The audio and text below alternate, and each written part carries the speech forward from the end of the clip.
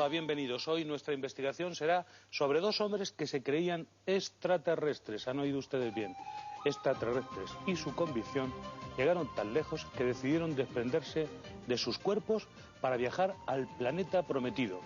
Es una de las páginas más negras de la ufología española. Tuvo lugar hace 31 años, en Tarrasa. Dos aficionados a los ovnis fueron encontrados en la vía del tren, decapitados. Sobre sus cuerpos apareció una nota inquietante. Los extraterrestres nos llaman, pertenecemos al infinito, con una misteriosa rúbrica, WKTS. Poco después aparecieron unas cartas póstumas dirigidas a la ONU y a otros investigadores del fenómeno ovni. En ellas, los dos aparentes suicidas hablaban de una increíble mutación que habían sufrido y que les había preparado para un viaje definitivo.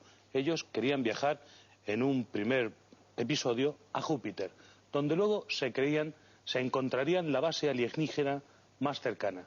3 décadas después, aquel misterioso suceso va a ser llevado al cine en la actualidad. El 7 de noviembre se estrena en las salas españolas en toda España la película Platillos Volantes, del director Óscar Aybar, joven director que reconstruye aquella misteriosa aventura, inspirada en uno de los capítulos del libro Enigmas sin resolver, de Iker Jiménez. El filme narra los preparativos de los dos protagonistas para encontrarse con lo que creyeron su destino. En unos minutos desvelaremos todo lo que se sabe de la vida real y de la imaginada de dos estudiosos del fenómeno ovni que se creyeron transformados.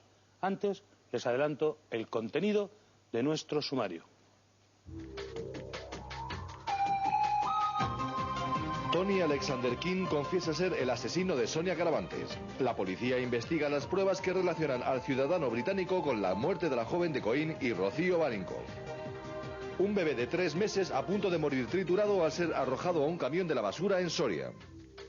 Hoy en Código Rojo investigamos el extraño suicidio de 2 hombres en Tarrasa y su misteriosa relación con los extraterrestres. Recuerden que pueden participar desde sus casas. Para ello deben llamar al 902-013536, línea abierta 24 horas. Pueden dejarnos sus inquietudes o sugerir nuevos asuntos. ¿Un nuevo planeta puede ser la Tierra prometida? ¿Puede alguien sentirse de verdad un extraterrestre? En un instante vamos a comenzar nuestra investigación. Conectamos ahora en riguroso directo con Manuela. Adelante, por favor. Hola Paco, en Código Rojo como siempre estamos muy pendientes de la actualidad. Por eso nos tenemos que ir irremediablemente a Málaga. Gracias por tu magnífica investigación e información. En los años 60 y 70 del siglo XX, la fiebre de los platillos volantes estalla en España. Juan y José, 2 obreros de Tarrasa, son unos apasionados de este mundo. Cuando sus cuerpos aparecen decapitados junto a una nota que dice: los extraterrestres nos llaman, pertenecemos al infinito. Las preguntas se suceden. 30 años después, este misterio sigue vivo. Les hemos preparado un trabajo periodístico que recuerda a la perfección lo sucedido. 1972. Tarrasa. Un terrible suicidio. 2 hombres decapitados yacen sin vida en la vía del tren. Sobre su pecho, una enigmática nota donde puede leerse: los extraterrestres nos llaman. Pertenecemos al infinito. Los fallecidos son 2 obreros textiles apasionados por la ufología. José Félix Rodríguez, de 47 años, y Juan Turu, de tan solo 21. Apenas un mes después de estrecharse la mano por primera vez, ambos aparecen decapitados. ¡Faltan las cabezas! Es difícil explicar los motivos que llevaron a tomar semejante decisión. Los protagonistas del suceso aseguran que sus cuerpos habían sido mutados. Esperas despertarte algún día en una vida diferente y real, pero nunca pasa nada. Según las víctimas, esta mutación tenía como fin preparar sus cuerpos para viajar a Júpiter, donde se encontraba la base alienígena más cercana. Una carta escrita el día anterior a su viaje cósmico resumía estos pensamientos. Sabréis que estamos con ellos, pues nos han llamado porque nuestra mutación es total. Nos dirigimos al centro galáctico. ¡Mira! ¡Mira! ¿Qué? ¿Dónde? ¡Hay unas luces! ¿Lo ves? ¡Te lo dije! ¿Qué hacemos? Vamos. ¡Venga, vamos! ¡Por ello! El mayor de los suicidas había concebido una doctrina cósmica espeluznante. ¿Has oído hablar de los hombres de negro? Sí. Son de la CIA. Se dedican a eliminar pruebas y testigos relacionados con los extraterrestres. Sus seguidores creían en el contacto con otros seres. Solo 6 años después de su muerte, 2 adolescentes son encontrados muertos en la vía férrea de Lérida, en la misma posición que los suicidas de Terrassa. Han pasado 30 años. La investigación policial deja cabos sueltos.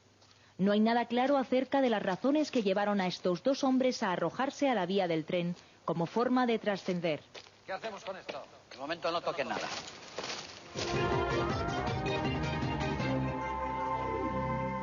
El excelente reportaje que acaban de ver ha sido posible con la colaboración del equipo que protagoniza la película Platillos Volantes. A partir del próximo 7 de noviembre estará en sus pantallas. Estas y otras imágenes que van a presenciar a lo largo del programa se deben a su generosidad. Agradecemos tan importante colaboración. Nos llaman los extraterrestres, publicaba en su portada el Semanario Nacional de Actualidad. ¿Por qué? Para explicar la muerte de los supuestos contactados suicidas. José Félix Rodríguez Montero, 47 años, y su compañero Juan Turu Vallés, de 21, son los protagonistas de esta historia verdadera. Nos acompaña Iker Jiménez, periodista de Lo Extraordinario, autor de este libro, Enigmas sin resolver, y colaborador habitual en diferentes medios de comunicación. Actualmente presenta Millennium 3, Espacio de Misterio, en la cadena SER, y dirige la página web www.ikerjimenez.com. Bienvenido, Iker. Hola, Francisco. ¿Quiénes eran? Encantado de que estés aquí. José Félix Rodríguez y Turu Vallés. Pues podíamos ser cualquiera de nosotros, sinceramente. No hay que pensar que esta historia se reduce a delirios o a personas místicas. Eran unas gentes humildes, tranquilas, sencillas, que vivían en un ambiente quizá un poco opresivo que además la película refleja perfectamente. La Terrassa industrial, gris, oscura de aquella época, envuelta en huelgas y reivindicaciones de todo tipo. Ellos se abstraían con una afición que eran los ovnis, pero sanamente. Empezaban a investigar, a buscar luces en el cielo, tuvieron algunas experiencias al parecer extrañas antes de su muerte, y lo cierto es que hay que alejar la idea de que eran unas personas completamente grotescas, ¿no? Eran un hombre casado, nacido en Sevilla, trabajador textil, y el otro que se iba a casar dentro de poco, Juan Turu. Hubo una bomba química, algo estalló entre ellos, una apasionada historia de investigación les condujo al final a la vía del tren. Pero eran personas como cientos de miles, podría decir, de interesados en los ovnis en aquella época. Lo único es que iniciaron una macabra operación, acabar con sus vidas. Yo creo que ellos, Paco, no se consideraban extraterrestres en sí, sino que su contacto con ellos les estaba mutando poco a poco, creían que llegaba el fin del mundo, veían las noticias y pensaban que este mundo era un sitio inhóspito, y pensaban que otras lunas, otros mundos podían ser habitables y que solo unos elegidos como ellos podían viajar. Lo raro de toda esta historia es la rapidez con la que se cumple el proceso. Si hablamos de años, pensaríamos, bueno, pues alguien se puede volver tarumba en ese tiempo, pero apenas unos meses entre el conocimiento que tienen mutuamente Juan y José Félix y su muerte. Eso quizás es lo más extraño a nivel mental, lo que les ocurrió en tan poco tiempo, ¿no? Iker Jiménez, autor de este libro, Enigmas sin resolver, publicado por la editorial Edad. ¿Usted cree en los ovnis? Yo creo, como soy periodista, Francisco, y usted lo sabe bien, no es cuestión de creer o no creer, sé o no sé, y sé que los ovnis existen, lo que no sé es qué son. Desgraciadamente los medios de comunicación, y esto es una honrosa excepción, tratan fatal estos temas, ¿no? Y nos acostumbramos a que la palabra ovni está acompañada de un tipo sinvergüenza envuelto en túnicas diciendo que viaja a Venus, ¿no? Los ovnis son una historia muy distinta. Tenemos 3.000 folios en las dependencias del Ejército del Aire que durante 25 años fueron secretas. Tenemos información de que en ocasiones muy concretas han visto cosas extrañas, y eso creían estos 2 hombres. Quizá dieron el paso, que aquí hay que aconsejar a la gente, ese paso que siempre es arriesgado, de la duda de, bueno, pues puede haber cosas, a la creencia absoluta. Y esa fe ciega les llevó rumbo a Júpiter en un tren de muerte, ¿no? Poniendo las 2 nucas en los raíles. Y hay una cosa que a mí todavía me pone los pelos de punta, Francisco. No estaban atados, ¿verdad? No. Estaban libremente los 2. Nadie sabe. Es una con la cabeza sobre el raíl de la vía. En una estación muy extraña, donde ya había habido suicidios previos, Torrebonica, hoy casi abandonada. en una recta larguísima y nadie comprende cómo... O sea, que vieron o escucharon cómo llegaba el tren. Efectivamente, es lo que le iba a decir. El tren que acabaría con su vida. Estuvieron viéndolo por lo menos un minuto y sintiéndolo. Mire, hablan de ellos como los extraterrestres de Tarrasa y dicen que fueron unos contactados. ¿Qué significa esto, Iker Jiménez? Bueno, ¿Qué es ser un contactado? Contactado es una palabra que surge sobre todo en Estados Unidos a partir de los años 50. Hay varias personas relacionadas con la NASA que ponen de moda este tema, porque algunos exfuncionarios de esta agencia, curiosamente, bueno, no sé qué ocurriría, se creen estar en poder de contactar mediante mensajes con seres de otros mundos. Estamos hablando de otra época, de otras aficiones, de otras obsesiones, y esta gente utilizaba diferentes medios, la película lo expresa perfectamente, para supuestamente tomar contacto con esas divinidades, extraterrestres, ángeles, llámenlo como quieran.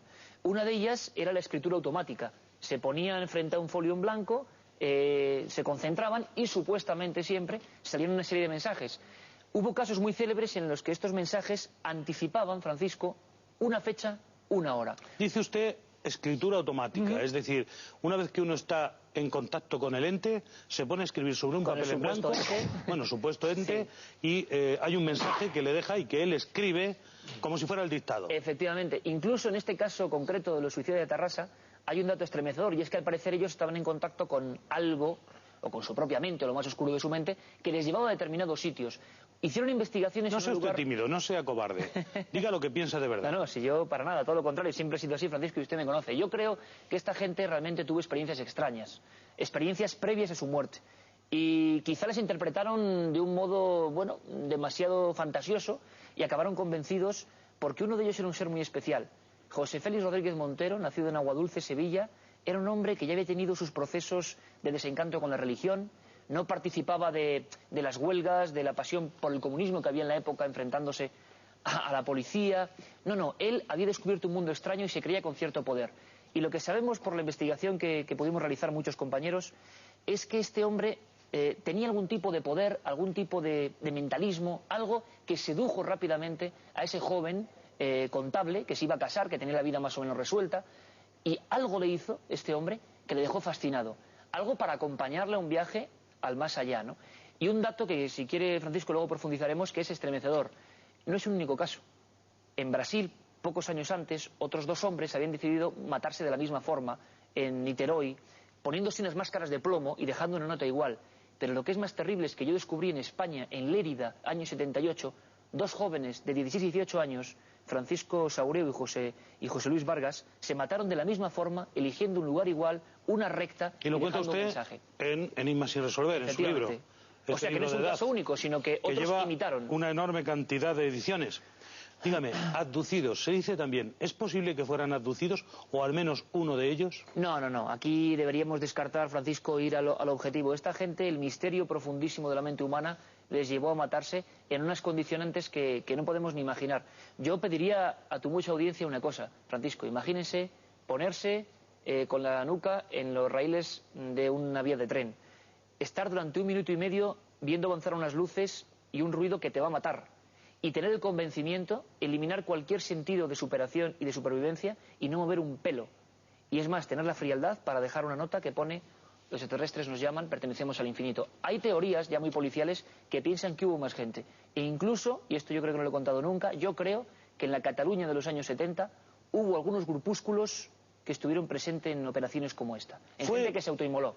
En 1972 aparecieron decapitados cerca de la vía del tren. Tenían una química especial entre los dos. Especialmente uno dominaba al otro y le convenció de que eran personas que estaban destinadas a viajar, pero tenían que dejar en la Tierra los cuerpos, abandonar sus cuerpos y salir en un viaje que les llevaba en principio a Júpiter y luego no sabemos dónde. La historia que hoy estamos investigando se estrenará el próximo 7 de noviembre en los cines de toda España. Óscar Aybar es el director de esta película titulada Platillos Volantes. En ella se reconstruyen los hechos reales de este increíble suceso, al mismo tiempo que se profundiza en la personalidad de los dos suicidas. Óscar Aybar, cineasta, bienvenido.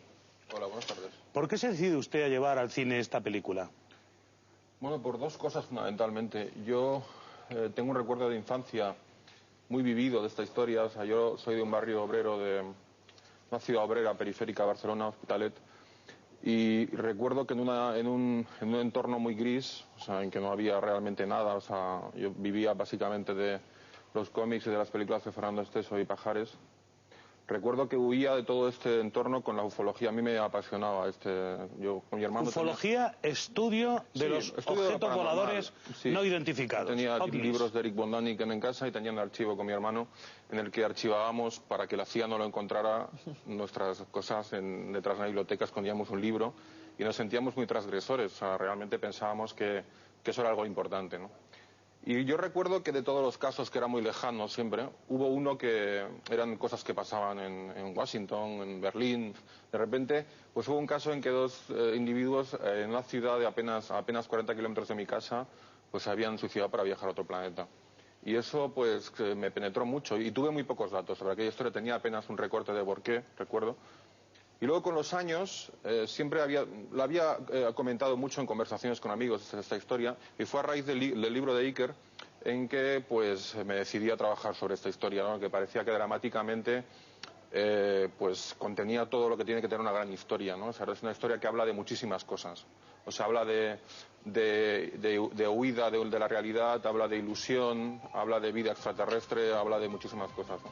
Entonces empezamos a investigar. Óscar, inmediatamente vamos a seguir profundizando en eso que usted plantea, pero va a ser inmediatamente después de unos minutos dedicados a la publicidad. Seguimos nuestra investigación. El día anterior a su viaje cósmico, uno de los suicidas escribía: al recibir esta carta sabréis que estamos con ellos, pues nos han llamado, ya que nuestra mutación es ya total. Nos dirigimos al centro galáctico. Un saludo cósmico.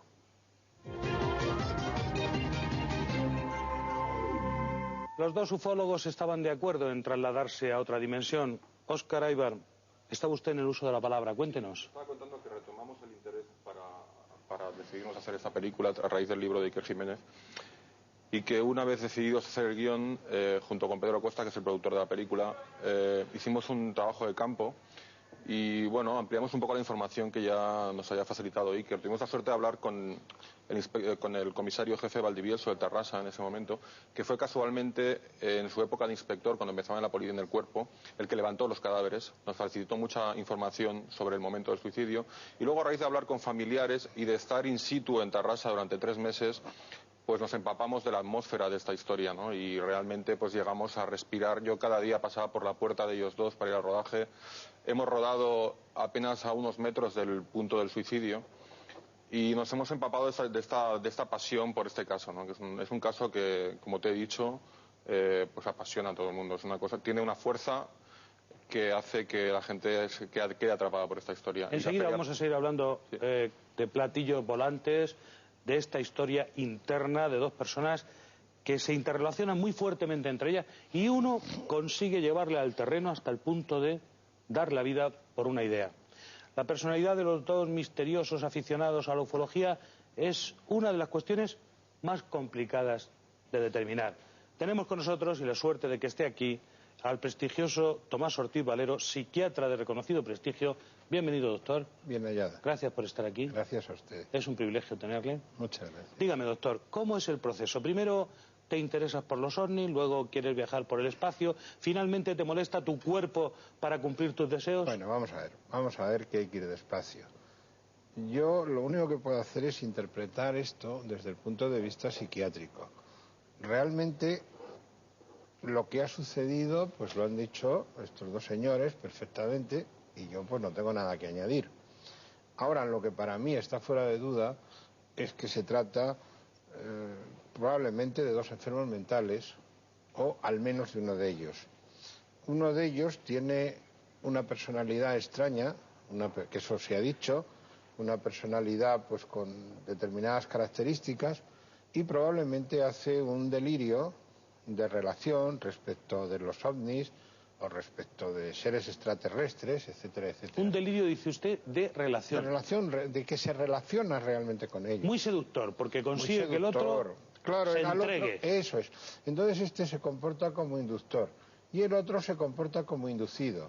De tal manera que se establece una conexión entre ambos en los que cada uno de ellos aporta información y aporta detalles a esa situación para mí patológica.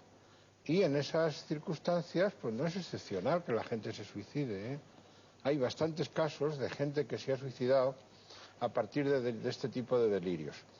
Todavía Jan Zarik, que era un catedrático de Heidelberg, había estudiado lo que él llamaba delirios de inducción recíproca, en los cuales no hay un inductor y un inducido, sino que el delirio emerge casi simultáneamente y, evidentemente, los dos van aportando temática delirante. Esto se ve, o él lo vio sobre todo en emigrantes en Alemania, en gente que no hablaba el idioma, que iba allí a trabajar y que de la noche a la mañana, pues bueno, aparecían estos delirios de inducción. Normalmente era respecto al maltrato que recibían por parte de los alemanes y a veces eran de aparición simultánea. Fíjese usted que decía una cosa nuestro amigo el periodista, muy interesante, y es que una de las personas era una persona aislada, una persona que no participaba en la lucha política, que no participaba en la lucha sindical. Hay que pensar que no era un hombre de una gran cultura y sin embargo pues fue asimilando y absorbiendo toda esa información que entonces era muy sugestiva respecto de seres extraterrestres, etcétera, etcétera. ¿Usted cree, doctor, que fueron capaces de crear un microcosmos, es decir, una vida particular en la que podían ver o creer haber estado con extraterrestres? ¿Usted cree que fueron capaces de vivir un sueño y compartirlo entre los dos? Sí, los delirios se viven y se comparten, claro, naturalmente. Pero además no solamente es que se viven y se comparten, es que además tienen una fuerza sugestiva y una fuerza, digamos, impositiva superior al pensamiento normal. Es que esto es peligroso, doctor. Hay que avisar a la audiencia que se pueden encontrar por ahí con personas con la capacidad suficiente de seducción como para llevarlas, inducirlas a un sueño que puede acabar muy mal. Hombre, son excepcionales. Primero estas personas... Pero se ha repetido al menos 2 veces, decía Iker. No, pero 2 veces ¿en cuántos años y en cuántos habitantes? Pues del año 72 al 78 hubo 2 casos. Bueno, 2 casos en 8 años... Y luego, sin ser tan graves, esto de inducir y tal... Vamos a ver. Muy frecuente, vamos a razonar, no, muy frecuente no. No, gente que tiene esa capacidad... Del año 70 al 78 han pasado 8 años y seríamos 35 o 40 millones de habitantes. Es decir, a grosso modo es más difícil que a uno le pase esto que le toque la lotería 3 veces seguidas. Lo que pasa es que, claro... Al que le toca... Al que le toca, le toca. Lo parte por la mitad porque, doctor, no quiero que se me escape usted hoy, como otras veces, sin mojarse. Yo no me escafo nunca. Hoy tiene usted que dígame, bajar al ruedo. Dígame. Vamos a ver, ¿cómo es posible que 2 individuos, por mucho delirio que tengan, aguanten a pie firme, estén con el cuello sobre el raíl de la vía y esperen tranquilamente a que el tren les corte la cabeza? Claro, por el convencimiento que tienen... Sin que nadie les ate. Claro, por el convencimiento que tienen de que eso es un paso necesario para el paso siguiente, que sería el viaje a Júpiter, donde les esperaban otros extraterrestres. ¿Una autosugestión, diría usted, doctor? No, más que una autosugestión, un convencimiento mutuo de que ese es un paso necesario para el siguiente. ¿Y con eso quedan anestesiados de manera que no sienten ganas de salir corriendo a medida que empieza a temblar la vía y oyen el pitido del tren? Por lo menos, si no anestesiados, tiene más fuerza la capacidad sobre la conducta de la personalidad o de la parte patológica del discurso que la parte normal, porque no es normal ponerse con el cuello en una vía de tren y desde luego tampoco es normal hacerlo en una pareja y desde luego tampoco es normal el que venga el tren y no tomar ninguna decisión. Pero si ellos dejar que les pase la rueda sobre el cuello. Porque si ellos están realmente convencidos de que esa es una parte necesaria para la consecución de su delirio, para la buena marcha de su proyecto, para no utilizar terminología psiquiátrica, pues eso para ellos incluso es una liberación del cuerpo que les está impidiendo precisamente la salida del espíritu o del alma, eso yo ya no lo sé porque yo no hablo con ellos, para seguir su proyecto que evidentemente consiste en ir a Júpiter, donde les están esperando otros alienígenas. Pero sí podemos establecer, doctor, que uno de ellos tiraba del otro y le tenía totalmente, como se dice ahora, comida a la moral. Bueno, más que comida a la moral, lo que pasa es que probablemente uno de ellos era una personalidad fuerte y que naturalmente capaz de inducir en el otro el delirio. También cabe la posibilidad, insisto, en que sea un delirio de inducción recíproca, donde no se encuentra ni inductor ni inducido, Pero desde luego lo que yo no puedo aceptar es que esto sea una conducta normal. Lo que no puedo aceptar, por lo menos no hay ninguna razón para aceptarlo, es que en Júpiter les esperaban otros alienígenas. No hemos tenido ninguna noticia de Júpiter, y lo que no hay ninguna razón científica para aceptar es que en Júpiter les esperaban otros alienígenas que a su vez eran un paso para ir a la galaxia. Esto cae dentro de lo meramente fantasioso, patológico, casi seguro que patológico, porque conlleva el suicidio de dos personas. Y puede dar lugar pues, a un magnífico reportaje, puede dar lugar a una literatura tan sugestiva como la de nuestro amigo, y seguramente a una película magnífica como la que de este otro amigo. Doctor, ya que lo dice usted, un segundo, porque yo quiero seguir explotándole en esa línea, esa beta que usted acaba de revelar, tan interesante y tan sugerente. Es usted la voz de la ciencia, de la psiquiatría. Vamos a la imaginación, a la película de Óscar Aybar, director de Platillos Volantes. Vamos a ver una secuencia de su película, don Óscar, y luego la vamos a comentar. Muy bien. Porque no tiene ningún desperdicio. Si la tenemos ya preparada, compañeros, vamos a verla. Tienen la misma forma. Fíjate en eso, la misma forma que en la carta. ¿Qué carta? VKTS. Él lo sabía.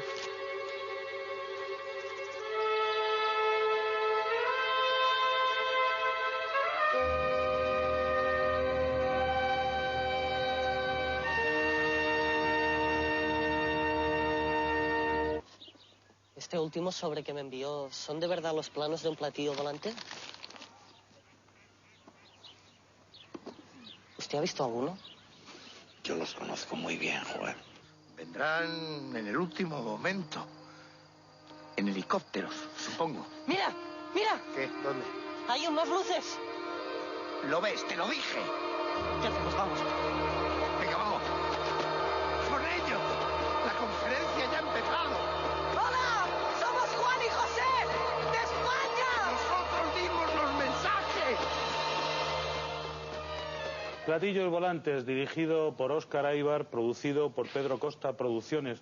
Don Óscar, ¿ha seguido usted fielmente lo ocurrido en la realidad o ha tratado de novelar en su película? Yo, mira, te podría decir que, escuchándolo aquí a los amigos compañeros, pues te podría decir que Iker ha dado la explicación periodística del caso, el doctor la explicación científica, y yo he dado la explicación dramática. Es decir, a través de todos estos elementos, los informes psiquiátricos, un acercamiento a lo que podían ser estas personas y los datos periodísticos, he construido una ficción. Puede decirse perfectamente que usted ha contado una historia escalofriante. Unos minutos para la publicidad y avanzamos en nuestra investigación.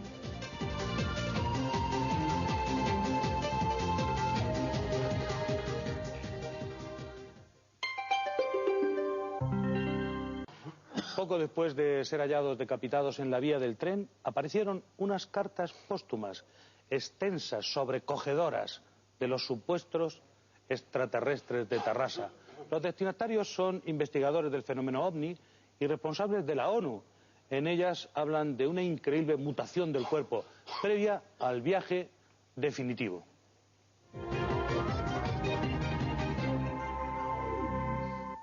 Óscar Aybar, autor de esta película extraordinaria, Platillos Volantes, que enseguida podremos ver en las pantallas españolas muy próximamente. Usted ha hecho una intensa investigación sobre el caso para poder luego recrear la historia. ¿Qué ha podido llegar a saber? ¿Cuál es la explicación última de lo que ocurrió? Hombre, la película da un punto de vista humano, es decir, hemos puesto encima de la mesa todos los datos y hemos construido un guión, y después de rodarlo hemos puesto al final las cartas póstumas y todo encajaba. Una cosa que un poco da a entender que de alguna manera nos hemos acercado a lo que pudo ser la historia. No revele usted el final porque debe ser intrigante. No lo voy a hacer. Pero de todas formas es una historia que sigue teniendo y tendrá siempre muchos enigmas. No podemos meter una cámara en las reuniones de ellos. Todo el gran misterio que englobaba esta historia se basaba en dos cosas muy extrañas, que son la psicografía algo que estaba muy de moda entonces, que era el método que ellos utilizaban para contactar con los extraterrestres. Psicografía, dice usted. Perdón, la psicografía. ¿En qué consiste? La psicografía es algo tan sencillo que Iker seguro que te puede explicar mejor que yo. Es algo tan sencillo como coger un bolígrafo y un papel y creerse en contacto directo con un dictado de otros. Creerse, dice usted, en ningún momento se puede entrar en... Bueno, sí, le preguntaremos yo soy al muy especialista. escéptico en cuanto a estas cosas. Sí. Reconozco que hay un misterio ahí y ellos seguro que creían en este misterio. Oiga, enseguida voy a preguntarle porque ardo de curiosidad a Iker Jiménez, que es un auténtico sabio en todo esto. Pero dígame una cosa. Quienes vayan a ver su película, que seguramente serán centenares de miles, ¿saldrán vacunados con respecto a este tipo de historias? ¿Tendrán alguna prevención respecto a alguien que pueda comerles el coco, como decíamos aquí, o abducirles mentalmente, o dominarlos hasta el punto de llevarlo a donde no quieren? Mira, yo lo que no he querido hacer es una apología al suicidio. Es una cosa en la que se podía caer fácilmente en este tipo de historias, ¿no? Estamos totalmente en contra. Sí, totalmente en contra. Creo que en ningún momento he pretendido que un adolescente de 15 años con problemas familiares y muy imbutido en la ufología pueda llegar a querer imitar a estas dos personas, algo que a mí me da mucho miedo. Muy importante. A pesar de querer lo contrario en la película, querer que tú comprendas a esas dos personas. Entonces yo he querido que a través de la película puedas comprenderlas, pero no compartir sus acciones. Muy importante ese mensaje, que se queden con ello todos nuestros espectadores, especialmente las familias que tengan chicos con problemas. Iker Jiménez, vamos a la cosa más interesante quizá de todo este entramado. Uno de los grandes misterios de este caso son esas cartas leídas tras la muerte de los dos. Párrafos como el que sigue. Llegados a Júpiter nos reciben varios seres, nos dan la bienvenida y paseando por una ciudad veo un autotren que va lo mismo por el aire que por la tierra. Se le atribuyen al joven de 21 años. Joven de 21 años, Juan Turu, 6 días antes de aparecer decapitado. Iker, ¿qué era lo más interesante del contenido de estas cartas? Muchas cosas, entre otras saber, por ejemplo, que el que inicia esta relación realmente es el joven, poniendo un pequeño anuncio en una sección de anuncios por palabras de una revista que era muy popular, que empezaba a tocar estos temas en España, que se llamaba Algo, y a raíz de esa llamada a la investigación, en aquella época en España, es que claro, no nos podemos hacer una idea, ¿no?, del fervor y del bullir de grupos de investigación, incluso en universidades, que se preguntaban por el fenómeno OVNI. En nuestro país había usted sido... que era una línea de escape en una atmósfera opresiva? Eso sería, sí, una respuesta propia de la sociología. Yo creo que también, sí. La política estaba muy difícil entonces. También, y también es cierto, Paco, que en el año 68 el Ejército del Aire Español, durante 25 años estuvo así, pone el sello de materia reservada sobre el fenómeno OVNI por un decreto directamente del ejército norteamericano.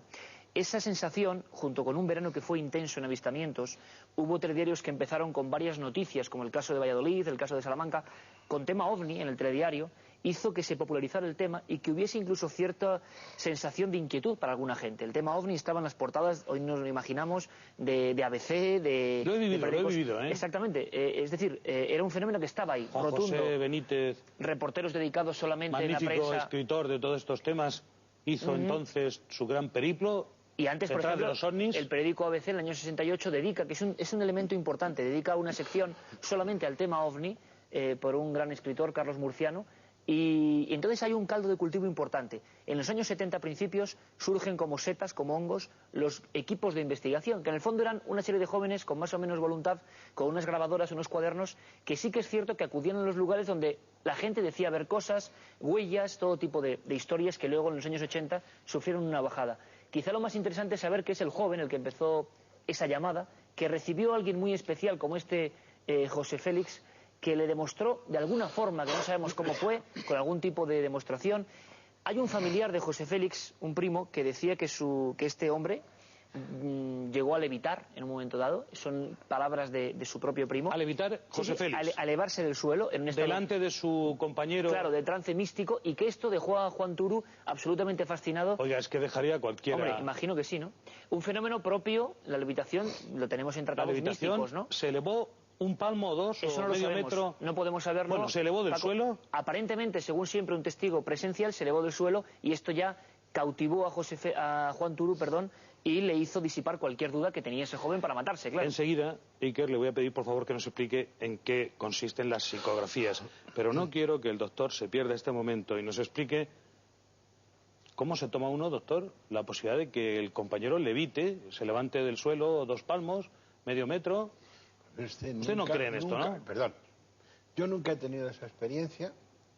Si tienen ustedes a alguien que sea capaz de hacerlo, pues tráiganlo, le vemos levitar y hablamos.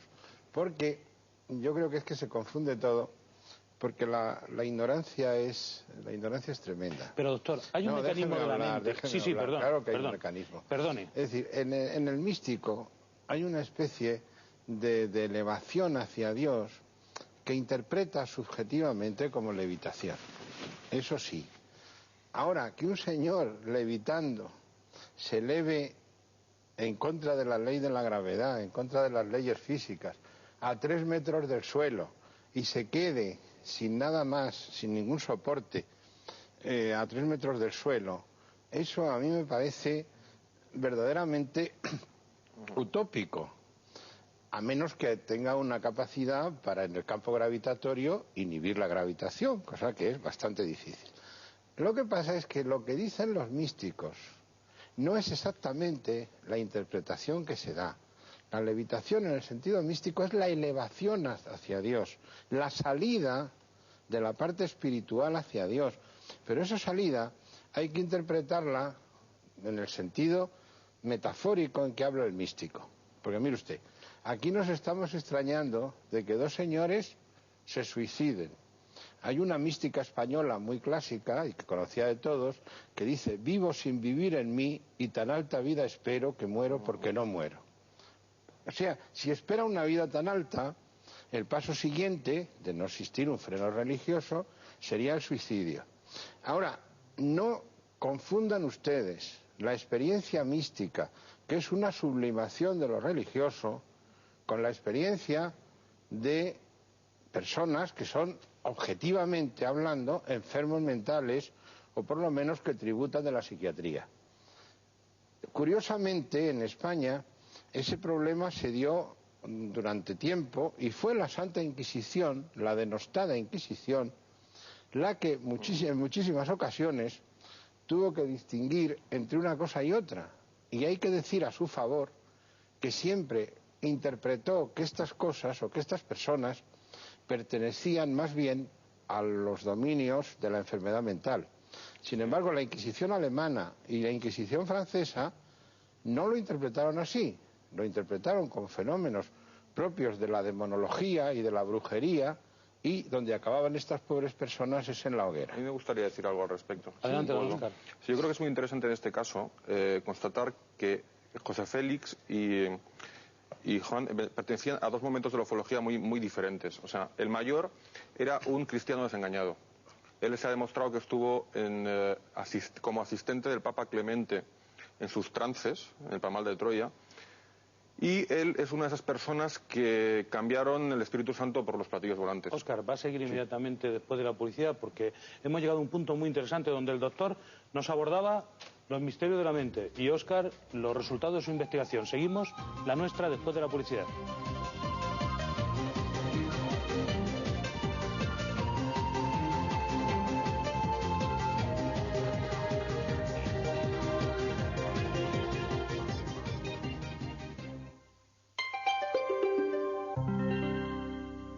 Les recuerdo que pueden participar en el programa llamándonos a nuestra línea de participación. Es el 902-01-3536, abierta 24 horas al día. La investigación posterior a los sucesos encuentra unas fotografías en blanco y negro que al parecer habían sido obtenidas en los alrededores de Sabadell.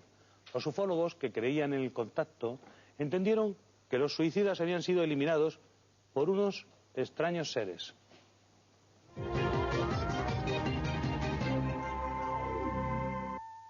Las investigaciones policiales dejan cabos sueltos. Resulta complicado encontrar una explicación coherente a lo ocurrido. Por ello, algunos han pensado en los extraños seres vestidos de oscuro. Óscar Aybar, ¿cómo aborda usted la investigación en su película? A mí me gustaría antes acabar con lo que estaba diciendo, por favor. Si no te importa, claro muy no. brevemente. O sea, creo que es muy interesante en este caso decir que José Félix pertenecía a un tipo de ufología que venía del misticismo. Es decir, era un cristiano desengañado, era un hombre que cambió el Espíritu Santo, era un ferviente creyente católico, por algo que le parecía igualmente misterioso, que era la ufología. En cambio, Juan era el nuevo periodismo, o sea, era un hombre con una metodología científica muy clara, sus métodos de archivo, con contrastación de pruebas y tal, y esa chispa probablemente fue uno de los detonantes de esta historia. ¿Qué me acabas de preguntar ahora? Le he preguntado que cómo quedó, cómo abordó usted, cómo aborda en la película la investigación del caso, la explicación de lo que sucedió a partir del punto de vista policial o judicial. Sí, ya te digo, o sea, los datos policiales han sido muy importantes. Hablamos con el comisario que fue el comisario actual que en ese momento fue el inspector que levantó los cadáveres. Y bueno, he obtenido datos muy interesantes. O sea, por ejemplo, el tema de los algodones en la vía del tren, que es un tema que Iker y otros investigadores han abordado, es muy interesante. Ellos se les encontraron algodones cerca de las cabezas. Y bueno, pues el comisario... ¿Algodones quiere decir...? Sí, hay una teoría que dice que ellos, para inducir el uno al otro... ¿Un trozo grande de algodón sí, que no o unas pequeñas bolitas? ¿Qué apareció? Pues no lo sé, porque no estaba allí, pero se habla de algodones. Entonces hay algunos teóricos que piensan que uno indujo al otro durmiéndolo con alguna sustancia. El comisario dijo que es muy frecuente entre suicidas y que lo más estremecedor de ese caso es que suicidaron en mitad de una recta inmensa. Era taparse los oídos. Un momento, pero si usted dice que quizá cabe la posibilidad de que uno tapara la nariz y hiciera respirar algún cloroformo... Sí, que se ha comentado esto. Yo en la película apoyo otra tesis. Entonces esto podría ser un asesinato. Yo en la película apoyo una tesis más normal, es que no hay inducción ajena, sino que simplemente se tapan los oídos para no oír el tren. Que es lo que el comisario, que tiene mucha experiencia, mucha más que yo desde luego, en descubrir cuerpos suicidas, pues nos ha dado... Y esto sale en la película. Es decir, en la película me ha parecido que era de todo lo que he oído lo más coherente. En su película parece que esos algodones fueron utilizados para no escuchar el pitido del tren. Yo creo firmemente en que fue así. O sea, es decir, que ellos se suicidaron en mitad de una recta, es decir, tenían una convicción muy firme de lo que iban a hacer, porque... ¿Usted cree que aguantaron impávidos? Sí, perfectamente, sí. O sea, que la locomotora llegara... muy convencidos de lo que iban a hacer, incluso Iker ha recopilado información de gente que los vio esa misma tarde muy felices, o sea, iban eufóricos, pletóricos, no iban a matarse, o sea, como ha dicho el doctor antes, creo que y en la película lo trato así, un suicidio es una liberación para los que suicidan. Desde el punto de vista externo es algo terrible, es una gran tragedia, pero ellos se liberan de algo, ¿sabes? Entonces eso es lo que hemos tratado en la película. Óscar, vamos a ahondar un poco en la película Platillos Volantes, como digo, de Pedro Costa Producciones, que van a poder ustedes ver dentro de muy poco en las pantallas. Vamos a ver una secuencia y enseguida la comentamos.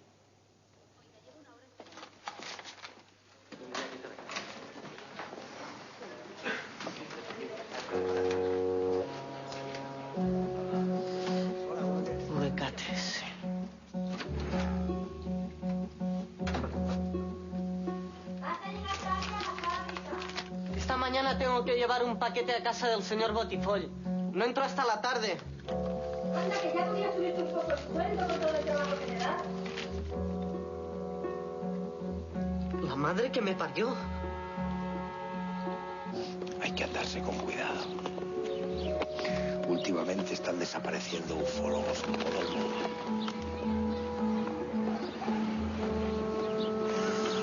¿Has leído El Horizonte de la semana pasada?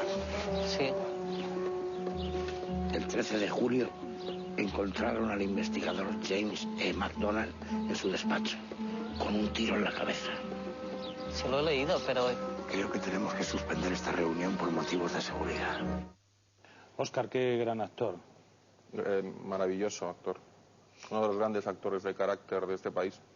Dígame, ¿a qué corresponde el momento que hemos visto?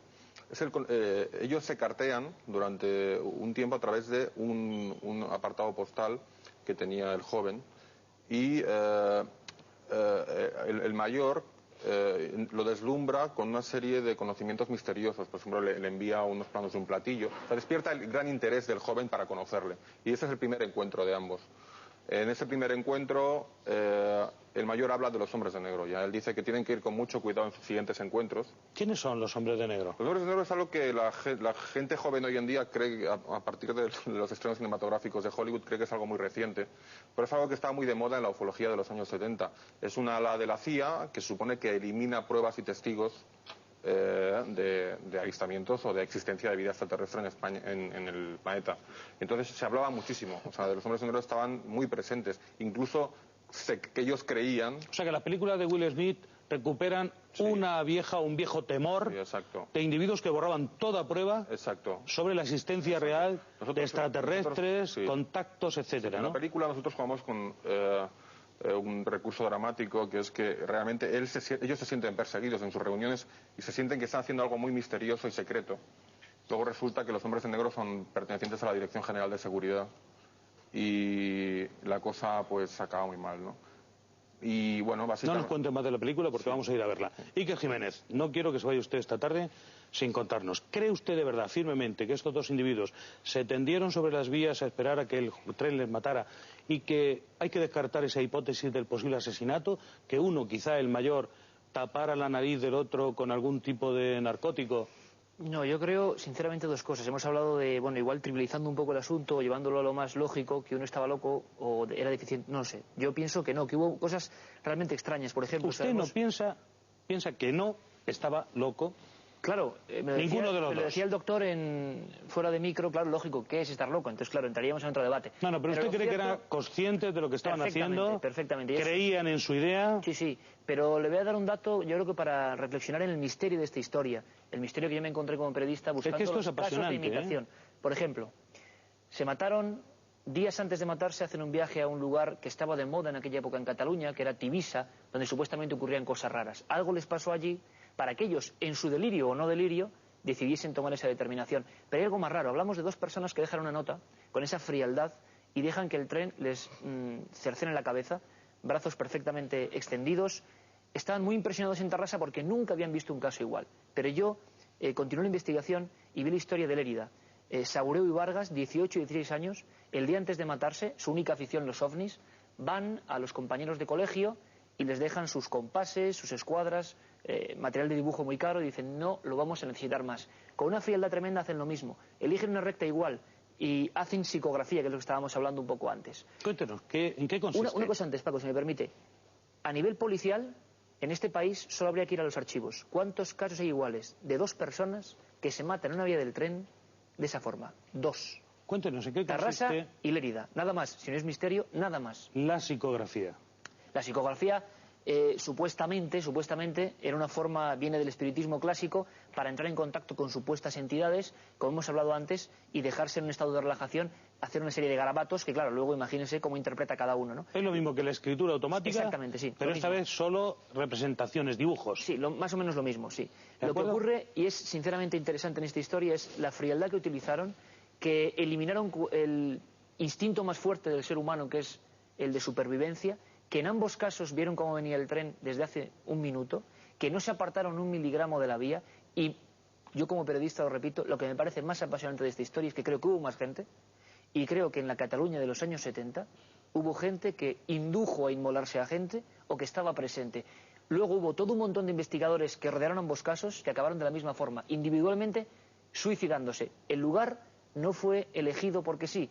En Torrebonica, ese desvencijado apeadero de Tarrasa, hubo 13 muertes, siempre individuales, y lo repito y que se queden con esto. Solo tenemos en la casuística policial española 2 casos de decapitados en la vía del tren. En el caso de Lérida, quédese con esto, Pablo, que usted es el experto en sucesos, los cadáveres estaban abrazados, sin cabeza, sobre la vía del tren. Los dos únicos casos... En este segundo caso que usted descubrió 2 de octubre y del añade, año 78. y se puede leer en su libro Enigmas sin resolver. 2 de octubre del 78. Iker, me ha dado usted pie para decir una cosa muy importante y quiero que todo el mundo lo sepa. La audiencia, no nos ocupamos de este caso porque sea el caso de 2 suicidas. No nos interesaría, sencillamente. Estamos en contra del suicidio.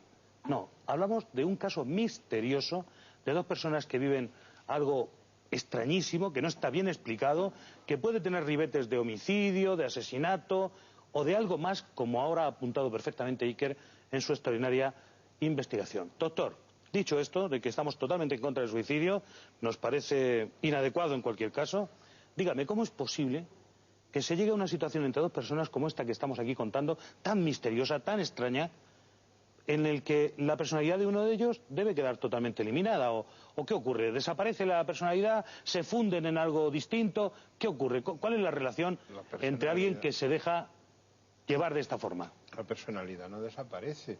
Es algo que los psiquiatras conocen muy bien. Fíjese usted, si lo conocen bien, que hace más de 100 años que se describió este tipo de patología y se le llamó folía D. La folía D era la locura A2, con esas características de un inductor y un inducido, y luego las modificaciones que se hicieron hace 30 años de los delirios de inducción recíproca. Es decir, que esto que resulta efectivamente misterioso y que evidentemente no tenemos todas las respuestas para las preguntas que nos pueden surgir, para los psiquiatras es algo ya muy conocido y muy relativamente manido. Ahora, la pregunta sería, ¿la psiquiatría es capaz de explicar la totalidad de la conducta humana? Evidentemente no. La psiquiatría aporta unos datos que tienen una cierta base científica. Doctor, nada lo tenemos más. que dejar ahí, lo siento, no es una interrupción, perdóneme, continuamos en Código Rojo. Les tengo que despedir.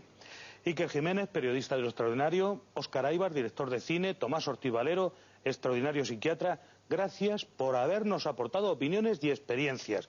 Gracias al equipo de Platillos Volantes por las imágenes de su interesante película. Muchas gracias a todos. Y la conclusión.